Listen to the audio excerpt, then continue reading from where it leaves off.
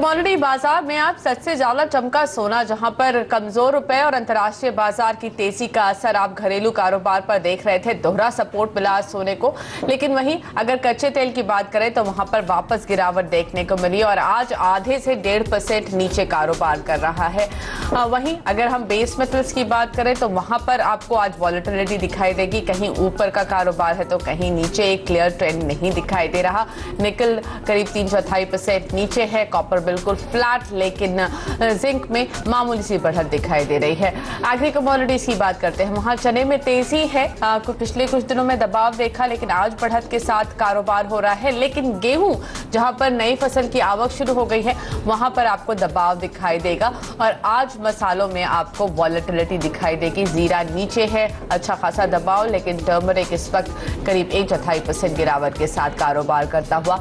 हमारे साथ paradigm commodities के बीरेन वकील और एंजल कमोडिटीज के अनुज गुप्ता जुड़ रहे हैं। आप दोनों का बहुत बहुत स्वागत है। आगे कमोडिटी बाजार पर बात करेंगे, लेकिन सबसे पहले इस वक्त आपकी पिक जानना चाहेंगे। अनुज, नॉन एग्री में आज क्या आप हॉट पिक्स ले रहे हैं? देखिए, मैंने एग्री पैक में कॉल्स दिया है, जिसमें मैंने कपास में बाय रिकमेंड किया है करीबन 780 के आसपास। स्टॉप लॉस करीबन 755 का रहेगा, टारगेट करीबन 815 का रहेगा। साथ में हमने मेंथा ऑयल में बाय रिकमेंड किया है, करीबन 940 के अराउंड बाय कर सकते हैं। स्टॉप लॉस करीबन 920 का, टारगेट करीबन 980 तक देखने को मिल सकता है। ओके, और बीरेन आपकी तरफ से क्या है आज के लिए हॉट पिक्स? मैं गोल्ड बाई प्रेफर करूंगा 29,550-600 के आसपास। 29,400 का स्टॉप लॉस रहेगा और 29,930 का टारगेट रहेगा। 3 से 4 दिन की टाइम फ्रेम रहेगी। और कॉपर में शॉर्ट प्रेफर करूंगा 322 पे, 327 का स्टॉप लॉस रहेगा और 315 का टारगेट रहेगा। चलिए अब लेते हैं मंडी का जायजा।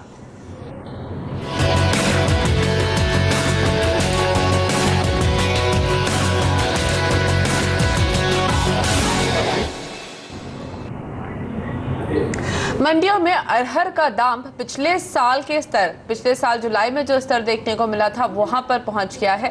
दिल्ली में आज अरहर 7,500 रुपए क्विंटल बिक रही है। वहीं कर्नाटक के गुलबर्गा में इसका दाम 8,000 रुपए के नीचे आ गया है। नई फसल की आवक और सरकार की दालों पर सख्ती से कीमतों पर दबाव बना हुआ है।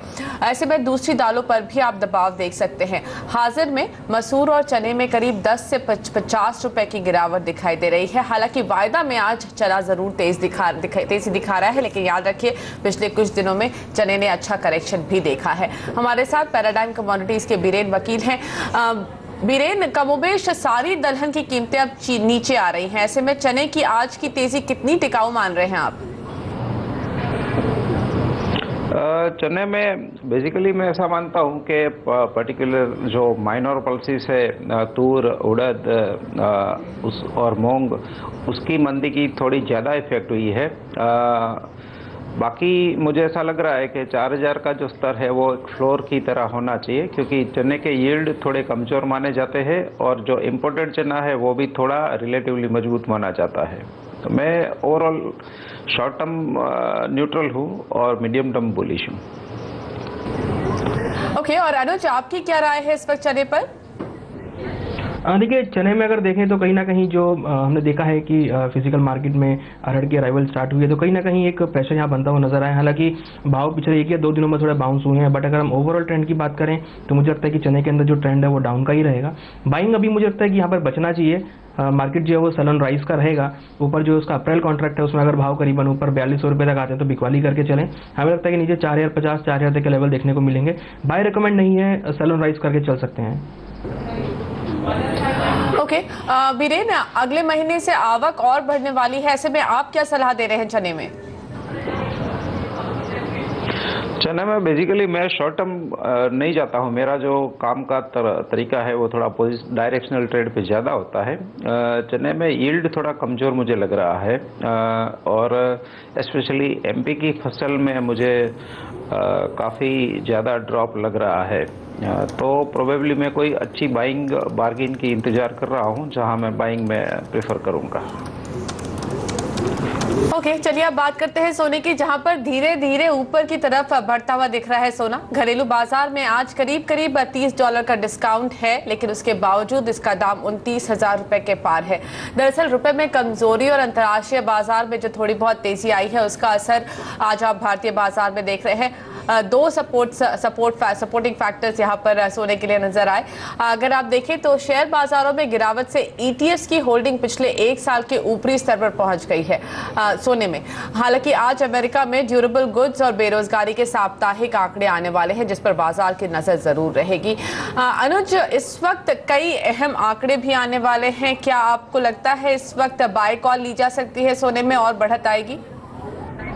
देखिए, गोल्ड के अंदर देखें तो ट्रेंड जो है वो थोड़ा पॉजिटिव ही बना है। हालांकि हमने देखा है कि भाव अभी मॉर्निंग से थोड़ा नीचे आए हैं, बट अगर हम एक लॉन्ग टर्म एक मिड टर्म सपोर्ट की बात करें तो करीब $1220 में मार्केट ने एक अच्छा सपोर्ट लिया है, और एक लॉन्ग टर्म सपोर्ट करीबन 1180 में मार्केट ने बनाया है। तो ये जो मेजर सपोर्ट मार्केट ने बनाया, मुझे लगता है कि ये मार्केट में कायम रहेंगे। हालांकि अगर हम देखें तो इंडियन रुपीज़ यहाँ डेप्रिशिएट होता हुआ दिखाई दिया है, जिसका असर क्लियरली MCX के भावों में या स्पॉट मार्केट में देखने को मिला है, जिसकी वजह से हमने देखा है कि डोमेस्टिक में भाव ज़्यादा स्पीड से बढ़े हैं। और अगर दूसरी तरफ देखें तो कहीं ना कहीं जो इक्विटी मार्केट में गिरावट है, उसका कहीं ना कहीं सेफ हेवन बाइंग गोल्ड में अलॉट कराई है। तो मुझे लगता है कि जो फैक्टर्स अभी दिख रहे हैं, चाहे वो फंडामेंटल साइड पे हो या फिर चाहे टेक्निकल साइड पे हो, वो यही दिखा रहे हैं कि गोल्ड के अंदर जो ट्रेंड है वो एक पॉजिटिव साइड में कन्वर्ट हुआ है, और भाव करीबन 29,600 के आसपास चल रहे हैं। मुझे लगता है कि गोल्ड के अंदर और सिल्वर के अंदर, दोनों के अंदर ही जो ट्रेंड रहेगा वो बाइंग का रहेगा। तो बाय ऑन डिप्स करके चले। मुझे लगता है कि इनिशियली जो हम टारगेट कर रहे हैं, करीबन डॉलर वाइज अगर बात करें तो करीबन $1255 टारगेट कर रहे हैं, जो कि MCX में कहीं ना कहीं 29,900 या 30,000 के आसपास बनेगा। तो इनिशियली जो हमारा टारगेट है वो 30,000 का रहेगा। उसके ऊपर अगर भाव वीकली बेसिस पर क्लोजिंग होते हैं, क्योंकि लास्ट टाइम भी हमने देखा था कि 30,000 के ऊपर भाव क्लोज नहीं हो पाए थे और एक हमने करेक्शन आता हुआ देखा था। तो इंपॉर्टेंट अब ये है कि 30,000 के ऊपर अगर भाव वीकली बेसिस पर क्लोजिंग होते हैं, तो फिर हम आगे करीबन 30,500 या 30,800 तक के भाव देखेंगे। बीरेन, अगले हफ्ते बजट भी है, क्या आप उम्मीद कर रहे हैं इंपोर्ट ड्यूटी में कोई डिसीजन लेगी सरकार? ऐसे में इस वक्त सोने में क्या थोड़ी बड़ी पोजीशन बनाई जा सकती है? मुझे नहीं लगता कि इंपोर्ट ड्यूटी में कोई बदलाव होगा। सोने के जो लॉन्ग टर्म जो डायनेमिक्स है, इसमें बेहद बदलाव आया है। खास करके स्विट्ज़रलैंड ने में जो 1,000 फ्रांक की करेंसी नोट है, उसमें प्रीमियम बोला जा रहा है। यूरोप ने 500 यूरो की नोट कैंसिल किया है करेंसी की, और करीबन 25% इकोनॉमी वर्ल्ड की नेगेटिव इंटरेस्ट पे चली गई है। तो ग्लोबली मुझे ऐसा लग रहा है कि गोल्ड का फिजिकल होल्डिंग अब बढ़ना शुरू हो गया है, which is very serious trend. तो शायद हम आगे गोल्ड में काफ़ी अपसाइड देखेंगे। ओके, तो इस वक्त करना क्या चाहिए? क्या सोने में बाय करके ही चले लगातार, या फिर गिरावट का इंतजार करें? मैं ऐसा मानता हूं कि जब तक फेड का मीटिंग नहीं खत्म होगा तो रोज $30-40 का मूवमेंट है वो जारी रहेगा। ये मूवमेंट शायद इंट्राडे $50-60 भी हो सकता है। प्रोबेबली सेकंड क्वार्टर में जब फेड की मीटिंग आएगी, जो रेट डिसीजन आएगा, उसके बाद कहीं भी गिरावट आएगी, वो लॉन्ग टर्म इन्वेस्टर के लिए बेहतरीन बाइंग अपॉर्चुनिटी होगी। ओके, अनुज, इस वक्त चांदी पर आपका क्या नजरिया है? और देखिए, चांदी में कहीं देखें तो इसमें भी ट्रेंड थोड़ा पॉजिटिव हुआ है। हालांकि $15 अगर हम देखें तो मार्केट ने काफ़ी अच्छा सपोर्ट लिया है, और MCX में करीबन 36,500 मार्केट ने अच्छा सपोर्ट लिया है।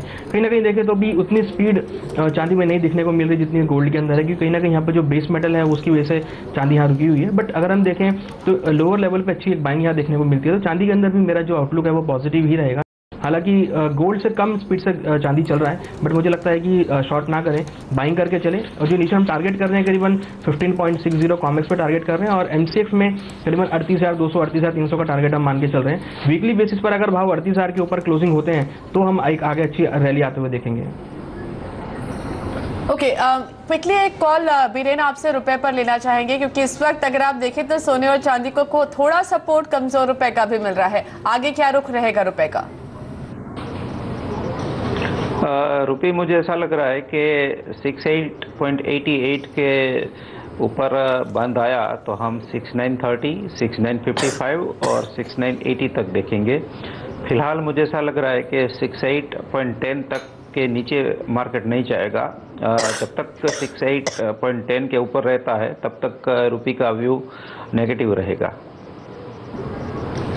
ओके, तो ये व्यू है रुपए पर, लेकिन इसी के साथ हम लेंगे यहाँ पर एक छोटा सा ब्रेक, लेकिन आगे आपके सवाल का जवाब लेकर आएंगे। अगर आपका कोई सवाल है तो हमें व्हाट्सएप के जरिए या फिर फोन के जरिए कांटेक्ट कर सकते हैं।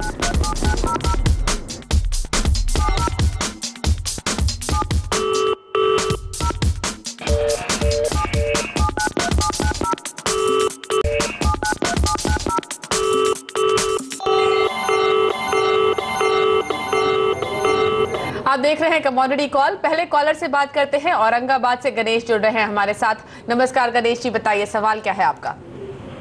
630 पर निकल के 12 लॉट है सर। आपने खरीदे हैं? हाँ। ओके, 3 महीने से क्या कैरी सलाह फॉरवर्ड होगी कर इनके रहा लिए? हूँ। बड़ी पोजीशन बना 3 महीने से कैरी फॉरवर्ड कर रहे हैं। ओके, निकल 630 पर इन्होंने खरीदा हुआ है वीरेन। 12 लॉट है इनके पास, क्या करेंगे? फंडामेंटली मुझे बेसिकली ये कमज़ोर मेटल लग रही है, लेकिन अभी काफ़ी ओवरसोल्ड है, स्पेशली वीकली चार्ट में। तो मैं 605 से 625 तक का करेक्शन देख रहा हूँ, लेकिन उसमें शॉर्ट जाना चाहिए, ये लॉन्ग छोड़ के शॉर्ट जाना चाहिए। और ओवरऑल ये मंथली रेंज शायद इसकी 520-620 के बीच रहेगी। ओके, तो 620 के आसपास अगर ये बाउंस आपको देता है तो आप वहां पर एग्जिट करिए और वहां पर आप शॉर्ट पोजीशन भी बनाकर मुनाफा कमा सकते हैं। ज्यादा बढ़त यहां पर दिखाई नहीं दे रही, बहुत ज्यादा करेक्शन इसलिए पिछले 3 महीनों में देख लिया है और अब भी लगता है कि ट्रेंड बदला नहीं है, एक ऊपर की तरफ मूव जरूर दिखाई देगा। तो आप वहां पर 620 के आसपास अपनी पोजीशन लिक्विडेट करिए। चलिए अगला सवाल लेते हैं। आगरा से राजकुमार जी जुड़ रहे हैं हमारे साथ। नमस्कार राजकुमार जी, बताइए सवाल क्या है आपका? नमस्ते जी।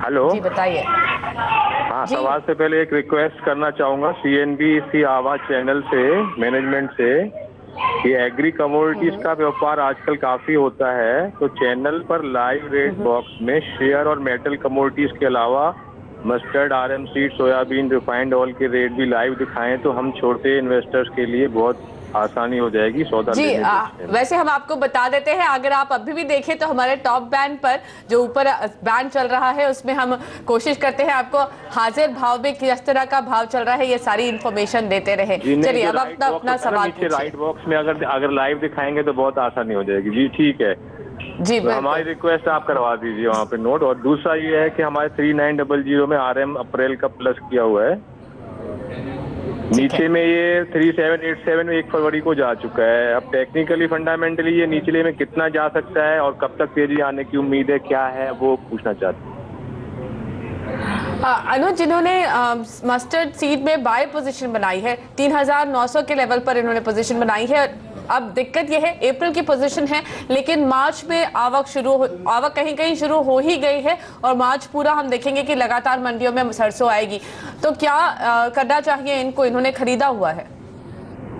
देखिए तेजी का माहौल अगर हम देखें तो यहाँ बनता हुआ नहीं दिख रहा है। हालांकि अभी हमने भाव देखे थे, करीबन 3965 तक गए थे भाव और वहाँ से करेक्ट होते हुए दिखाई दिए। तो ज़्यादा तेजी मुझे लगता नहीं है कि इस काउंटर में देखने को मिलेगी। हालांकि नीचे जो सपोर्ट मार्केट ने लिया, करीबन 3800 के आसपास मार्केट ने अच्छा सपोर्ट लिया है, तो ये 3800 का एक स्टॉप लॉस अगर होल्ड कर सकते हैं और ऊपर अगर भाव करीबन 4000 या 4050 के आसपास तक जाए तो वहाँ प्रॉफिट बुक करें, क्योंकि मुझे लगता है कि जैसे जैसे अराइवल बढ़ेंगी तो उसके भाव में गिरावट आती हुई दिखाई देगी। तो ज़्यादा तेजी का एंटिसिपेट ना करें, सेल ऑन राइज करके चले, प्रॉफिट आए तो वो प्रॉफिट बुक कर लें।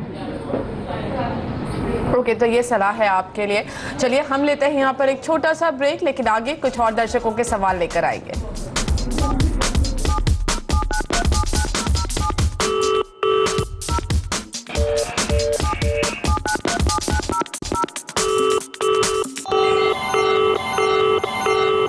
आप देख रहे हैं कमोडिटी कॉल। अगले कॉलर से बात करेंगे। इस वक्त हमारे साथ अलवर से दीपेश जुड़ रहे हैं।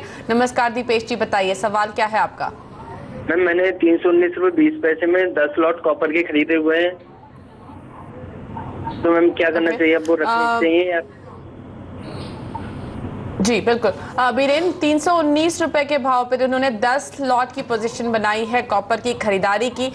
लगातार प्रेशर आ रहा है। एक दिन आई थिंक इस हफ्ते में एक बड़ा मूव देखने को मिला, लेकिन उसके बाद वापस से प्रेशर आया है। क्या करेंगे?